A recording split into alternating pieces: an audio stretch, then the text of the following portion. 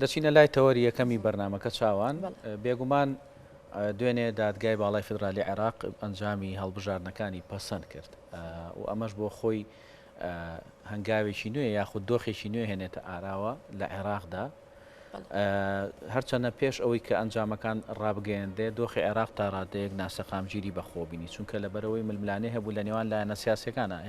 هەندێکیان دەرەنجامەکانیان پێ قبول نەبوو هەندێکیشیان باسییان لەوە دەکرد کە دەرەنجامەکان ڕاستن دوجار دادگای فدرالی ئەمەی یەکلا کردەوە و دەرەنجامی هەڵبژاردنەکەی پەسەند کرد ئێمە ئەمانەیە لەم تەوەری بەرنامەکە گفتوگۆ بکەین لەبارەی ئەوەی کە ئایا ئەم گرژی و ئاڵۆزیانە یاخود ئەم ململانیانی کە بۆتە هۆی ناسەخامگیری عێراق پێش ئەوەی کە دەرەنجامەکان قبول بکرێ ئایا بەردەوامی ئەبێت و ئەو هەنگاوانە بۆ پێکهێنانی حکوومەتی داهاتوی عێراق چۆن دەبێت چونکە ئێستا جۆرێک لە گۆڕانکاری لە شێوازی پێکاتەکانی عێراقدا یاخود بەدەستێنانی کورسەکانی پێکاتەکانی عێراق ڕووی داوە بۆ ئەم مەبەستە لە ستۆدیۆ میانداری بەڕێز ڕێبین مەولود خدر چاودێری سیاسیمان کردو کاگرەبین بەیانی باش و بەخێر بەیانی ئێوەش باش بەیانی کورسات نووز و بینەرەکانیشی باش بەخێر بێت بێگومان ئەوەی کە بینیمان دوێنێ ئەنجامەکان پەسەند کرا ئەتوانین بڵێن قۆناغێکی نوێ لە پرۆسی سیاسی لە عێراقا هاتوتە ئارا بزەبێت چونکە ئەوەی کە تاکو دوێنێ هەر کۆبوونەوە و لێک تێگەیشتن و نزیکبوونەیەکی نێوان لایەنەکان هەبوو بێت ئەوە تەنها بۆ لێکتر تێگەیشتن و چونە ناو فکر و ویستی لایەنەکان بۆ لەگەڵ یەکتر نەکا بۆ ڕێککەوتن بۆ داهات و پێکێنانی حکوومەتی نوێی عێراق چونکە لەمە دوای پەسەندکردنی ئەنجامەکانی هەڵبژاردن لەلایەن دادگای فیدراڵی عێراقەوە کە دوێنێ بۆ چوارەمین جار کۆبووە و ئەنجامەکانی هەڵبژاردنە پێشوەختەکانی عێراق پەسەند کرد اینجا لایەنەکان هەر کۆبوونەوەیەکەن ئەمە بۆ ڕێککەوتنە ئەمە بۆ لێک نزیک بوونەوە و شەراکەتکردن و تەوافق و یاخود ئەو جۆرە سیستەمەی کە حکوومەتی نوێی عێراقی لەسەر پێک دێت من پێم وایە لایەنەکان بە تایبەت کورد ئامادەکاری کردووە هەردوو لایەنە گەورە و دەسەڵاتدارەکانی حکوومەتی هەرێمی کوردستانی چێتی و پارتی ئامادەکاریان کردووە پاکێجیان ئامادە کردووە بۆ ئەم کاتێک کە واتە دوای دوێنێ لەمڕۆوە بۆ ئەم کاتە پاکێجی هاوبەشیان ئامادەیە بۆ ئەوەی کە لەگەڵ پەسەندکردنی ئەنجامەکانی هەڵبژاردن حکوومەتی عێراق و کوتلەکان و هاوپەیمانیەکان و ئەوانەی هەم سونە و شیعەکان بەعام یەکێتی و پارتی کورد بتوانێت کە لەگەڵیان ڕێککەوێت و لێک تێگەیشتن بکەن. باش ئامادەکاری کورد چییە بۆ قۆناغا یعنی ئێستا بڵێن عێراق لە قۆناغێکی گرنگی هەستیارایە چونکە ئەم جاریان هەروکو ئاماژەمان پێکرد ئەم جاریانە جارەکانی تر نییە ئەم جارە کۆمەڵێک هێز وولایانی تر کورسی زیاتریان بەدەستێناوە داخوازی و داواکاری جیاوازتر لە ڕابردوو هەیە بزەبت من پێم وایە ئەم جاریان جیاوازتر لە جارەکانی دیکە هەم بەهۆی ئەو تاخیربوونە بەهۆی تانەی کۆمەڵێ لایەن و ئەندام پەرلەمانی سربەخۆ و بۆ نمونە هادی عامڕی و کۆمەڵە لایەنی ترکە لە هەڵبژاردنەکانیاندا و لە ئەنجامەکانی هەڵبژاردنیانداوە ئەمە بۆ خۆی کاتێکی کوشت و لەمە دوا بۆ نمونە تیاری سەدری کە نزیکی 73 کورسی هێنا و تەواوی شیعەکانی تر بوونە بەرێک بەرامبەر ئەمبەرەیە پێم وایە کورد تاکو ئێستا تاقی نەکردووەتەوە لەگەڵ تیاری سەدری دەنا لەگەڵ تەواوی کووت لەو لایەنەکانی تر لە قۆناغەکانی ڕابردوو لە پێکێنانی حکوومەتەکانی ڕابردووی عێراق تاقی کردووەتەوە لەگەڵ عەبادی لەگەڵ مالیکی لەگەڵ تەواوی ئەوانی تر ڕێککەوتنی کردووە بگرە ئیتفاقیان هەبوو بۆ پێکێنانی حکوومەت بەڵام بۆ خۆمان هەمومان دەزانین کە ڕێککەوتن لەگەڵ مالیکی تەناوەت مرەکەبی سەر کاغەزەکەش ئیشک نەبووە مالیکی پشتی لە کورد کرد لە ڕێککەوتنەکە بۆ نمونە لەگەڵ عەبادی ئەسڵەن ئەو ئیتفاقیانەی کە لەگەڵ کوردی هەبوو هیچ چۆن دەڵێ تێگەیشتێکی وای نەدا لایەنەکانی دیکە کە لەگەڵ کورد ڕێککەوتۆ بەوەی کە هەڵیوەشاندەوە و کۆمەڵە قەراری لە ئەنجومەنی وەزیران دژی کورد دەرکرد و بەبڕینی بودجە و کۆمەڵە قەراری ترکە بەڕاستی پێویستە کورد بۆ ئەم قۆناغا هەنگاوی جددی بنێ بەوەی کە مافە دەستوریەکانمان زامن بن یعنی ئێمە ئەوەی کە لە دەستور هەمانە زامن بێت کورد بتوانێت سازشی لەسەر نەکات لەگەڵ شیعەکان و وەسوونەکانیش بتوانێت مافەکانی خۆمان ئەوەی کە لە ناو دەستوردا زامنی بکە ئێمە ئەوەمان بەسە سەر ڕای کۆمەڵە کێشەی تر بۆ نمونە ئەم کێشانەی ئەمڕۆ لە ئارادا ژیان و سێکتەرەکانی خۆشگوزەرانی و دامەزراندن و هەلی کار و ئەمانە بابەتی ترن وە پێم وایە کورد کۆمەڵە شتەیە مەسەلەی ئستحقاقی پۆست بڕاوەتەوە بۆ نمونە سەرۆکایەتی کۆمار بۆ کورد بڕاوەتەوە ئەمە لە ئیتفاقی دوای ساڵانی 2023 ئەمە بڕاوەتەوە وە سەرۆکی ئەنجومەنی وەزیران بۆ شیعە بڕاوەتەوە وە سەرۆکی ئەنجومەنی نوێنەران بۆ سونە بڕاوەتەوە ئەمە بابەتی شەڕکردن نیە ئەمە یەکلایی بۆتەوە خۆماندووکردن بە بابەتانە کاتکوشتنە و کۆمەڵە وەزارەتی سیادی و کۆمەڵە وەزارەتی تر ئەمانە بۆ کورد یەکلایی بوونەوە شەڕکردن بۆ ئەمانە تەنها کاتکوشتنە ئێستا شەڕکردن چەسپاندنی ئەم مافە دەستوریانەیە کە لە ناو دەستوری عێراقدا بۆ کورد دابین کراوە ئەمە مهمە وە شەڕکردن بۆ مەسلەی یاسای غاز و نەوت بۆ نمونە هەتاک و زووتر پرۆژه یاسای بودجەی عێراق پەسەند بکرێ بۆ کوردستان باشترە بۆ تەواوی کۆمەڵانی خەڵکی عێراق باشترە کەواتە کاکرێبین دەتوانین بڵێن پەسەندکردنی ئەنجامی هەڵبژاردنەکان چ پامێکی دەتوانین بڵێن بۆواتە یەکگرتنی لایەنە سیاسیەکان دێت لە عێراقدا شەرت نییە پەسەندکردنی پرۆژه هین ئەنجامە بەرایەکە ئەنجامەکانی هەڵبژاردننی عێراق یەکسەر ببێتە هۆی یەکگرتنی لایەنەکانی عێراق بگرە لەوانەیە کێشمەکێشم و لێک دوورکەوتنەوە یعنی ئەمە پێشببینیە ڕاستە هەوڵ دەدرێت بۆ یەکترگرتن و دروستکردنی هاوپەیمانێتی و لێک نزیک بوون بۆ حکوومەت بەڵام بۆی هەیە لە ئەنجامی بەریەککەوتنی داواکاری لایەنەکان لێک دوورکەوتنەوەش ڕووبدا لە نێوان ئەو لایەنانی کێسە لە ناو هاوپەیمانێتی یەکدان بۆ نمونە یعنی چ جای ئەوەی کە دوو لایەن و دوو کوتلە و دوو هاوپەیمانەتی بیانەوە بەیەکەوە ئیتفاق بکەن یعنی بزەبت بۆشی هەیە بزەبت ببێتە هۆی یەکترگرتنی لایەنەکان بەڵام من ئەوەی کە من دەمەوێت سەرنجی بخەمە سەر کووردە کورد لە ئێستادا باشترین چارەسەر ئەوەیە چاوەڕێ بکە بزانێت لە پەرلەمانی ئەو پەرلەمان لە ماوەی 15 ڕۆژدا پەرلەمان دەبێت دانیشێت بۆ ئەوەی سەرۆکایەتی پەرلەمان هەڵبژێرن کورد چاوەڕێ بکە بزانێت لە ناو پەرلەمانی عێراق ئایا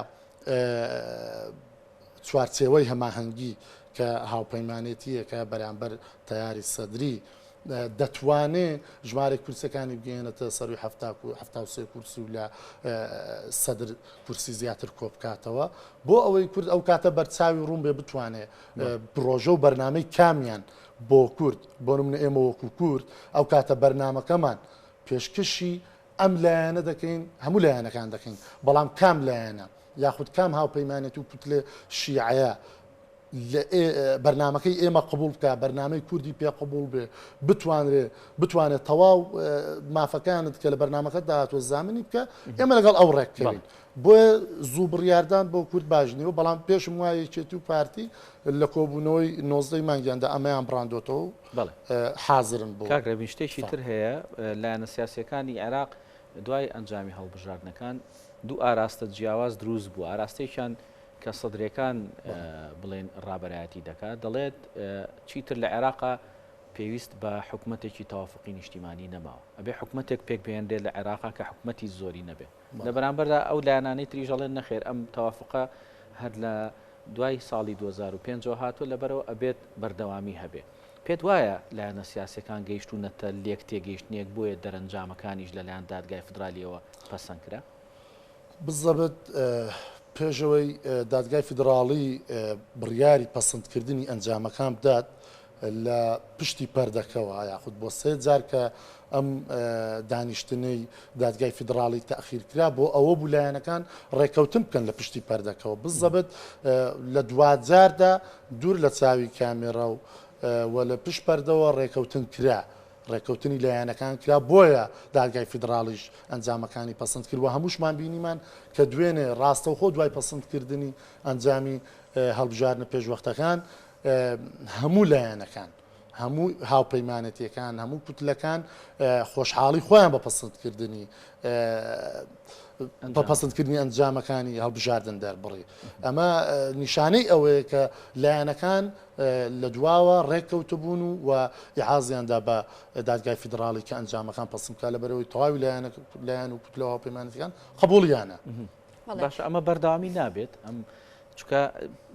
هەندێک لایەن پێی وایە ئەوەی کە هەیەی شتی جێگیرە سەوابتە هەیە. وەڵامی ئەم پرسیاری جەنابتم نەدایەوە دیارە لە دوای 2035 ئەوانەوە تەواوی عێراق لەسەر ئەوە ڕێککەوتن کە حکومەتی عێراقی یعنی لە یەکەم حکومەتی دوای 2023 دەبێ لەسەر ئەساسی تەوازن و شەڕاکەت و تەوافق دروست بێ. ئەوەی ئێستا کە سەدری تیاری سەدری دەڵێ دەبێ حکومەتی زۆری نەبێت پێم وایە حکومەتی بنکە فراوان سەرکەوتو نابێت لەبەرەوەی تاقی کراوەتەوە هەموو لایەنەکان ناتوانن تەواوی ئەو ئەنجێدای هەیەە لەناو ئەو حکوومەتەدا بەیەکەوە بیکەنەیەک بەرنام و پاکێت و خزمەتی تەواوی هاوڵاتیانی عێراق پێ بکەن لە دوجاردا کۆمەڵێ لایەنەکان هەر لە ناو حکومت پێشتر بینیمانە تاقی کراوەتەوە تەجروبمان لەگەڵیە دەکشێنەوە یاخود دەبن بە ئۆپۆزیسیۆن ئەمانە هۆکاری ئەوەن بۆیە باشترین حکومت کە پێک بێنرێ پاشترین سیستەمی حکومت کە پێک بێنرێ حکومت لە عێراقدا سیستەمی تەوافقی و شەراکەتیە بۆ نمونە کورد ناوێ بەهاکەزایی بەشداری حکومەتی عێراق بکە دەیەوێت بە شەراکەت بەشداری بکە بەو ئەساسەی کە سەرۆکایەتی کۆماری کووردە کۆمەڵێ پۆستی سیادی هی کووردە کۆمەڵێ پۆستی وەزاری هی کووردە ئەمانە بە تەوافق و شەراکەت بەدەستدێن نەوەکە ئەوەی کە حکومەتێکی زۆری نە و کەس نەزانێ کام پۆست بۆ چێ دەبێت و کام پۆست بۆ چێ نابێت. بەڵێ تاکو ئێستا حکوومەت پێک نەهێنراوە بەڵام لەگەڵ ئەوەشدا بەردەوام باس لە هەژمونی وڵاتانی دەرەوە دەکرێت لە عێراقدا پێتان وایە ئەو هەژمونە لە ئێستادا کاریگەری دەبێت لەسەر پێکەنانی حکوومەتی عێراق لە هەموو خۆناغەکانی پێکەنانی حکوومەتی عێراق لە ڕابردوودا ئێمە نزیکەی 5-6 کابین و 5 هەڵبژاردنمان لە عێراق بینیوە لە هەمویاندا هەژمونی وڵاتانی زلهێز ئێران ئەمریکا ئەوانە هەژمونیان هەبووە بەسەر پێکێنانی حکوومەت ئەمانە هەژمونیان هەبووە ئەم جارە جیاوازتریشە لەبەر ئەوەی عێراق لە بارودۆخێکی زۆر هەستیاردایە و ئەمریکا خۆی ئەمریکایەکی ترە ئەمڕۆ و ئێران ئێرانێکی ترە ینی ئێرانی چەند ساڵ پێشتر نییە ئەمریکای چەند ساڵ پێشتر نییە بۆیە ئەوانە دەبێ وریابن دەبێ کورد بە تایبەت وە لایەنە سونی و شیعیەکان عێراق وریابن کە ئەمریکا و ئێران بە ستایلێکی تر تەداخلی ناوخۆی عێراق و پێکەنانی حکوومەتی نوێی عێراق دەکەن ئەم جارە لەبەرەوەی خۆیان وەزعیان لەگەڵ ڕابردوو جیاوازێکی تریە هەم ئێران و هەم ئەمریکا بە جۆرێکی تر هەژمونی خۆیان دەخەنە ناو حکوومەتی عێراق و پێکەنانی هەژمونی کامیان زیاتر دەبێت بۆ ئەم جاری حکوومەت ئەوەی کە پێشببینی دەکرێت هەژمونی ئەمریکا لەبەرەوەی ئەمریکا عێراقی بۆ خۆی داناوە ئەوە شتێکە بڕاوەتەوە کە عێراق لەسەر ئەمریکا حسابە هەرچەندە ئێران بەردەوام هەوڵی داوە لە ڕێی کۆمەڵە لایەنی شیعیەوە دەستوەردان لە حکوومەتی عێراق بکات دەستوەردان لە دەوڵەتی عێراقدا بکات بەڵام ئەمریکا بڕاندوویەتەوە کە عێراق سەر ینی هینی خۆیەتی ئەمریکا سپراندوێتەوە کە عێراقی خۆیەتی و هەژمونی ئەمریکا لە عێراق زیاترە وەک لە ئێران باش ئەی بەڵام بەرامبەرەوە ئەمریکا لەم مانگەدا ینی هێزە شەڕکەرەکانی خۆی لە عێراق کشانەوە ئەمەش هەندێک کەس بە ئاماژەیەکی مەترسیداریان ناوبەربەوەی کە ئەگەر ئەمریکا دەست بەرداری عێراق بێ پێچێ ململانەکان تونگتر بن چونکە زۆربەی زۆری لایەنە سیاسەکانی عێراق چەکدارن خاوەنی چەکن من پێم وایە ئەم کشانەوەی ئەمریکا کە ڕاگەیان دەبێت لە کۆتایی ئەم مانگە تەواوی هێزە شەڕکەرەکانی ئەمریکا لە عێراق بکشێنەوە ئەمە تەنها شتێکە پەیوەندی بە کشانەوەی هێزە شەڕکەرەکان بەم ناوە هەیە بەڵام لە ژێر ناونیشانی تر ئەمریکا لە عێراق دەمێنێتەوە بۆ لەبەرەوەی وەکو باسم کرد ئەمریکا عێراق بەهی خۆی دەزانێت و بەم ئاسانی دەستبەرداری عێراق نابێ هەمومان دەزانین ئیتفاقیەکی پتەوی نێوان عێراق و ئەمریکا هەیە کەوا بە ئاسانی ئەم کۆتایی پێنایەت و ئەمریکا ناکچێتەوە ئیتفاقیەکەیە کە دەبێ عێراق ئەمریکا لە ژێر ناونیشانی بۆ نمونە ڕاوێژکارانی سەربازی بۆ نمونە لە ژێر ناونیشانی ڕاوێژکارانی سەربازی لە عێراق دەمێنێتەوە ئەمە ئیتفاقیە ئەمە کە دەڵێ هێزە شەڕکەرەکان دەکشێنەوە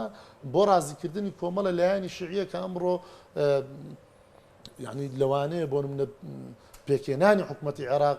لەسەر ئەوان مەستا بێ یاخود ئاشتەوایی لە پێکێنانی حکوومەتی عێراق لەسەر ئەوان وەستابێ پێم وایە ئەوە ڕازیکردنی دڵی هەندێکیانە بەڵام دەبێت ئەوە بزانین ئەمریکا لە عێراق ناکشێتەوە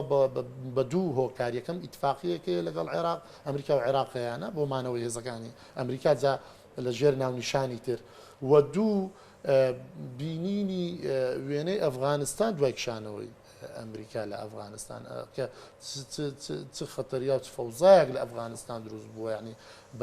بە هەزاران کەس کۆچی کرد لەبەر ئەو حکوومەتە نوێی ئەفغانستان چەندین یاسای سیریان داناوە ینی ژیان لە ئەفغانستان تا ڕادەیەک چۆتە بواری دۆزەخیەوە کۆمەڵی هاوڵاتی ئەفغانی دوای هاتنی تاالبان باسییان کرد شانەوەی ئەمریکا بۆیە ئەمریکا هەرگیز لە عێراق بە تایبەت من وڵاتانی تر ناڵم بەڵام لە عێراق بە تایبەتتر هەرگیز ئەمریکا ئەم سینناریۆ دووبارە ناکاتەوە بە تەواوەتی لی بکشێتەوە و چۆڵی کا بۆ لایەنێکی شیعی لە کاتێکدا ئێران هەژمونی تەواوی بەسەر کۆمەڵە لایەنی شیعیدا هەیە و عێراق بە ئاسانی تەسلیت بە ئێران بکات ئەگەر هاتو هێزەکانی ئەمریکا لە عێراق بشێتەوە هەمان ئەوەی بەسەر ئەفغانستان هاو بۆ لە عێراقشتە دووبارە دەبێتەوە من پێم وایە زۆر خراپتر لە ئەفغانستانمان بەسەر دێت لەبەر ئەوەی ئەفغانستان تەنها تاالبان دوای ئەمریکا توانی دەستی بەسەردا بگرێت و حکوومەتی خۆی تێدا ڕابگەێنێ بەڵام ئەمەی کە جێگەی داخە لە عێراق هەر کوتلەیەکی شیعی لە عێراقدا خاوەنی میلیشیا و خاوەنی هێزی چەکداری خۆیەتی خاوەنی میلیشیا و هێزی چەکداری سربەخۆی خۆیەتی پێم وایە دوای کشانەوەی عێراق فەوزایەک لە عێراق دروست دەبێ یعنی بەڕاستی پێشببینی ناکرێ و زیاتر لە ئەفغانستان ئێمە دەکەوی نەژێر کاریگەری خراپیەکانی کشانەوەی ئەمریکا لە عێراق بەڕێز ڕێبین مەولود خدر چاودێری سیاسی زۆر سپاس دەکەین کام بۆ لەگەڵمانە ئامادە بووی زۆر خۆشحاڵ سپاس بۆ زۆر سپاس.